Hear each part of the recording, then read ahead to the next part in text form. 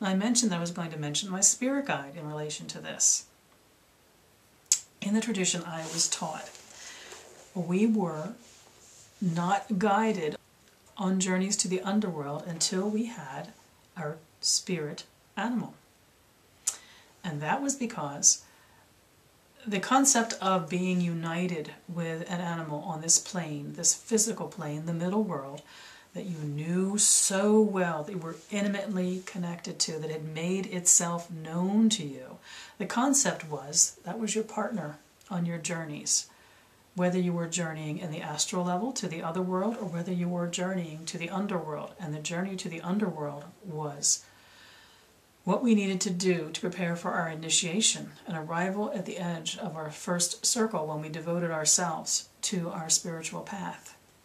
So we were all sent off in search of these spirit animal guides. The reason was that their perfectly instinctual animal self is tied to the here and now. And at an intellectual, psychological, and energetic level, if we were ever going to travel to the underworld or the other world, we needed to be firmly rooted in the here and now, because this is our place. This physical world is our place. It is our place of existence as we are experiencing it at the moment. And we were trained to use our animal guides as what kept us rooted here, no matter where we chose to travel. And it was very frustrating to me because all of my brothers and sisters that were training at the same time as I immediately found their spirit guides. And I was searching. I wanted a bear or a wolf. I had a particular leaning towards an animal, a lion. I wanted things that were big and strong and I felt had my back and protected me, because I had a feeling that that's what would bring me back from my journeys into the deep darkness of the underworld or my explorations of the other world. I needed something big and nasty and feisty to bring me back to the physical world, and I was not meeting anything like that. And if you know me from my videos, you know that eventually my spirit guide introduced herself to me, and it was a Canada goose. Oh, this was so not what I wanted. So not what I wanted. I really had no clue why she was in my life. It's like, I like you, I see you in the sky all the time, I've learned a lot about you and your behaviors, and I'm fascinated with you and you're wonderful, but I don't get it. You're not what I need. I mean, my teachers are telling me I have to have this ferocious partner that will be with me on my journeys into these worlds that yet I have no experience of. And I have to depend upon you to be the one that brings me home, because your connection to the here and the now has to be so deeply, instinctively animal that I can rely on you to be that for me, my partner in these journeys. I was heartbroken in a way, because what way is not what I wanted, and I didn't see how she could possibly do the job. Well, a couple of things I've learned. Spirit guides that come from air, from the element of air, are really powerful, because air is so much of all the worlds at any given time. It's not limited. It doesn't see things linearly. It's a powerful place for a spirit guide to rise from.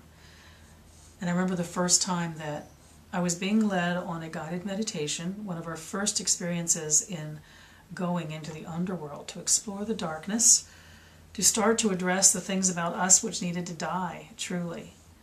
And when our priestess was bringing us back, I didn't realize I was the last one to come back. The others came back pretty naturally and pretty quickly, aligned with their spirit animal guides.